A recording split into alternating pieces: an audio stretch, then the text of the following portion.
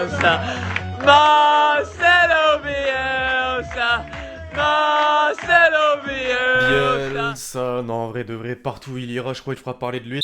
L'équipe, j'espère que vous allez bien. Aujourd'hui, nouvelle actu foot. 16 ans après, quand même, Leeds United retrouve la première ligue, on peut dire en partie grâce à Marcelo Bielsa. Si vous aviez un mot pour le décrire, bon, mais Marseillais, vous l'avez vu passer, donc je pense que vous êtes les mieux placés, on va dire, pour lâcher un petit mot dessus. En attendant, comme d'habitude, pour un meilleur référencement, je vais demander la petite faveur habituelle, l'équipe. N'hésitez pas à lâcher tous le petit pouce bleu, c'est gratuit et ça prend vraiment 2 secondes. Essayons d'atteindre la barre des 4000 likes avant minuit ce soir.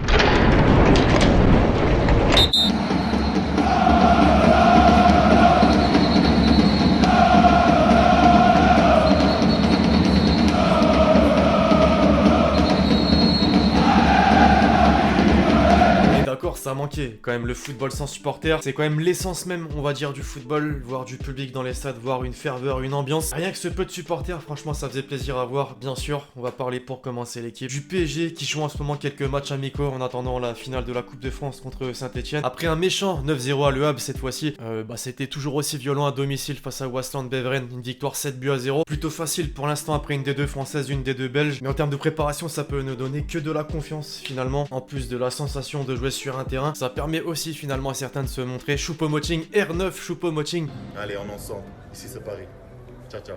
Excusez-moi mes parisiens, mais n'est-il pas finalement l'attaquant dont le PSG avait besoin? L'attaquant de second plan, évidemment. Non, franchement, bravo, il a fait très fort. À la différence d'Icardi, Cavani est parti, mais on a le nouveau Cavani. Non, vraiment, qu'est-ce qui lui est arrivé? Il a manqué vraiment pas mal d'occasions au cours du match. Certains vont me dire, ça reste des matchs amicaux, vaut mieux qu'il fasse ça là, maintenant, que lors d'un match officiel. Je vous rejoins là-dessus, mais Cavani, lui aussi, a commencé comme ça. Et c'est pas pour parler en mal de lui. Bon, en dehors de la capitale, vous le savez, ce qui fait parler, c'est ce potentiel rachat de l'Olympique de Marseille. Boudjelal, plutôt Ajroudi, a fait les gros titres des quotidiens sportifs français ces derniers jours. Ça a commencé avec le journal L'équipe, là où il répondait en fait à ses détracteurs. Il a poursuivi ensuite dans la Provence en confiant en fait ses ambitions, ses espoirs et ses craintes, mais aussi en mentionnant directement McCourt. J'ai retenu 3 questions moi entre toutes ces lignes, celle concernant les potentiels investisseurs qui accompagneraient le projet, une autre concernant la présence ou non du prince saoudien Mohammed Ben Salman. Bizarrement il en dit en fait sans trop en dire, donc on a du mal à tirer une conclusion de tout ça. J'ai qu'une chose à dire, patience. En attendant on a un petit avis de Rami, l'ancien Marseillais. Que ça dit avec monsieur Ajroudi? Hein?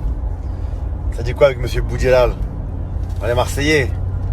Ça bouge ou pas? Moi, tout ce que je peux vous dire, c'est que monsieur Ajroudi, j'ai eu la chance de le rencontrer. Je pars en vacances avec son fiston et je peux vous dire que ce sont des gens bien et des hommes. Ça change. Alors on parlait du PSG à l'instant, l'équipe, on quitte le pays pour l'Italie, là où l'Atalanta, prochain adversaire du PSG en Ligue des Champions, fait beaucoup parler lors de son dernier match. Les Bleus et Noirs l'ont emporté 6-2, une attaque encore une fois époustouflante qui a toujours la fin de marquer, surtout qu'en termes de stats, jusqu'ici évidemment, c'est 93 buts inscrits en championnat, 26 de plus que la Juve, 13 victoires et 2 nuls sur les 15 derniers matchs, 10 matchs avec 4 buts inscrits ou plus, et deuxième de Serie A, bon c'est plus d'actualité puisque l'Inter est passé devant de 1 petit point. Méfiance donc mes Parisiens, le classement justement de la Serie A pour le moment est encore très incertain concernant les hauts de tableau. Cette fois-ci on quitte l'Italie pour l'Espagne, c'est officiel. Depuis jeudi, le Real Madrid est champion d'Espagne, champion de Liga 2019-2020. Le 34e titre de l'histoire du club, c'est quand même très fort. J'ai fait une vidéo d'ailleurs sur le sujet il y a quelques jours, n'hésitez pas à aller la voir. On va pas s'éterniser là-dessus. Petit aparté quand même pour Benzema. Il a en grande partie contribué à ce sacre. Il a forcément été encensé. Et suite à sa saison, on parle de ballon d'or. Pérez pour commencer, il devrait avoir un ballon d'or. Je n'ai pas vu de meilleur joueur que lui cette année ou l'année dernière. Zizou aussi dans la foulée. Dans le football, tout le monde a son avis. Pour moi, mes joueurs sont les meilleurs et Karim a été très performant pendant des années, mais le ballon d'or est remporté par un seul joueur. Pour moi, tous mes joueurs le méritent. Alors l'une des questions du jour, l'équipe, selon vous, est-ce que Benzema doit remporter le ballon d'or? Beaucoup l'ont comparé avec Lewandowski et c'est sûr qu'en termes de stats, malheureusement, il est bien en dessous du Polonais. Outre-Manche, à présent, on en a parlé dès le début de cette vidéo, Leeds United va retrouver l'élite la saison prochaine. Une véritable délivrance après 16 ans de galère. Il est désormais considéré comme un héros. Marcelo Bielsa est tout simplement devenu le chouchou des supporters à tel point que certains se sont rendus à son domicile pour le remercier. Ça c'est de belles images, alors c'est sûr faut pas que ça arrive tous les jours. En première ligue justement désormais c'est Liverpool qui fait parler. Les Reds sont champions mais enchaînent les mauvais résultats depuis. Contre Arsenal, les hommes de club se sont inclinés 2-1 avec 2 grosses erreurs, faut le mentionner, de Van Dijk et d'Alisson. Pour autant ils n'ont pas démérité, regardez un peu ces stats du match. It's in the game. À côté de ça je voulais qu'on parle de Manchester United et de Bruno Fernandes en particulier. Il est tout simplement l'une des révélations en première ligue depuis son arrivée. Il est impliqué dans 15 buts en 12 matchs. Les Red Devils, un bilan personnel de 7 buts et 8 passes décisives. En fait si on ferait un classement maintenant équipe par équipe depuis son arrivée. Manchester United serait premier du championnat. Avant de passer à la suite, cette photo, elle a beaucoup tourné ces derniers jours, vous l'avez forcément vu. Cette réaction de Guardiola et des membres de Manchester City, après avoir appris la décision du tribunal arbitral du sport de ne pas exclure Manchester City de la prochaine Ligue des Champions. Ça a fait jaillir la presse anglaise pour commencer, mais aussi les entraîneurs. Les avis divergent, Klopp d'abord se dit heureux. Ils n'ont pas 10-12 matchs en moins en Première Ligue, aucune autre équipe n'aurait eu une chance de remporter le championnat. Ce qui est fou, c'est qu'il reste humble quoi qu'il arrive, à la différence par contre de José Mourinho qui lui, comment dire, c'est une décision honteuse. Si City n'est pas coupable, vous n'êtes pas puni de 10 millions d'euros. S'ils sont coupables, la décision est également une honte et vous devriez être banni de la compétition. C'est dit.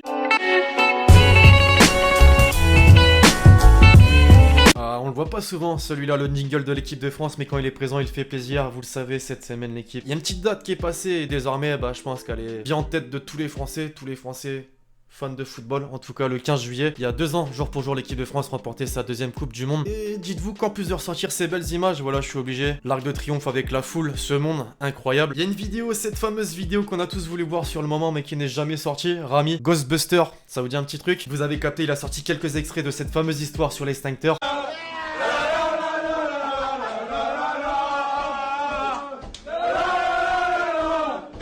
Sonner.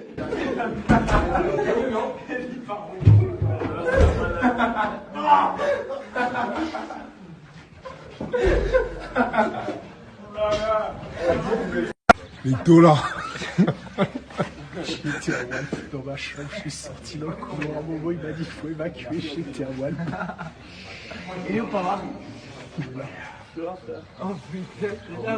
Finalement, c'est aussi dans ces moments que tu vois la réelle cohésion d'un groupe. À côté de ça, maintenant cette semaine, la FIFA a dévoilé le calendrier officiel de la Coupe du Monde 2022 au Qatar. La compétition sera lancée le lundi 21 novembre à 11h et prendra fin le 2 décembre. Je vous laisse faire pause pour voir les autres informations. Quoi qu'on dise, ça reste spécial de voir une Coupe du Monde dans cette période. Avant de passer à la suite, une image de ce que devrait être le maillot de l'équipe de France pour les prochains rendez-vous à venir. On est bien finalement sur un clin d'œil à 98.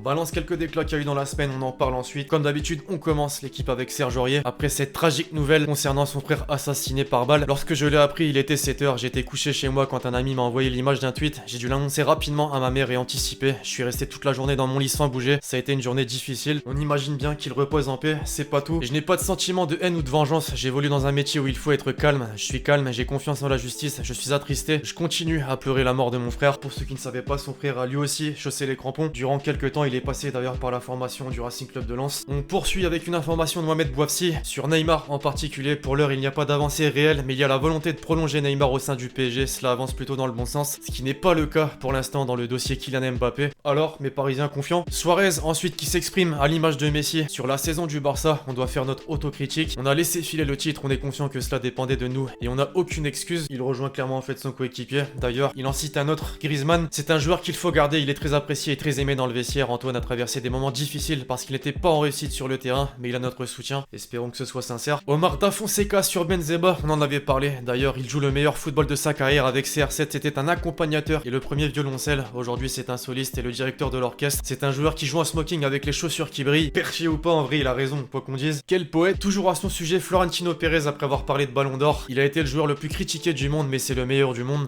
Footballistiquement, c'est un avant-centre qui ressemble plus à Zinedine Zidane qu'à Ronaldo. Tu te mets à la place de Benzema, ton président cite 2 légendes du club en te comparant à eux. C'est les émotions. Petite info aussi pour Mélionnais, son ancien agent, Jaziri, s'est exprimé sur son potentiel retour à Lyon. Aujourd'hui, il est au summum de ce qu'un joueur peut espérer au Real Madrid. À l'instant T, il ne reviendra pas, mais depuis qu'il est parti de l'OL, il n'a qu'une envie, c'est de revenir. Un joueur comme Karim aurait pu faire passer un cap à l'OL l'année où il est parti. L'OL a fait une demi-finale. Il a forcé au Real Madrid même quand c'était extrêmement difficile, mais revenir à Lyon et rester dans un coin de sa tête. S'il a encore les jambes et qu'il sent qu'il peut faire quelque chose, c'est possible. Après, il pourrait aussi le faire dans un autre rôle. Il a très envie de revenir à Lyon. Vous êtes informé. Leonardo qui répond à Thomas Meunier. Il a demandé le même salaire qu'au Borussia. J'ai appelé le Borussia pour obtenir un prêt et le club allemand a exigé un prêt payant. Dans ces conditions, c'était impossible. Bon, en quelque sorte, c'est tout comme... Ta gueule, toi.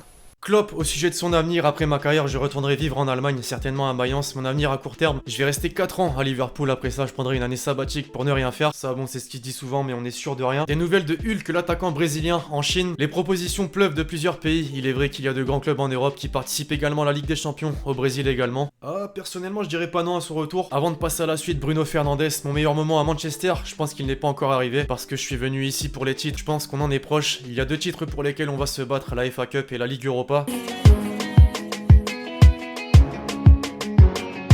Mon petit résumé des tweets qui ont circulé dans ma TL et qui ne sont pas passés inaperçus. C'est la perle, comme d'habitude.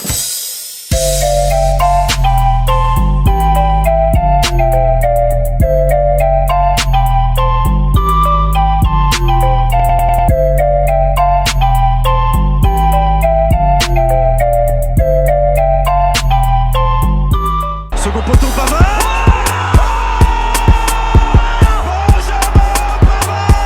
Alors je parlais de Choupo-Moting juste avant, il a claqué 2 buts phénoménal, mais je pense qu'on peut aussi citer un troisième but au cours de ce match, c'est celui d'Icardi. Plutôt d'Icardi et Neymar. Non, ils ont tenté le penalty à la Messi Suarez. J'ai eu peur à un moment donné, mais c'est dedans, le top but de la semaine.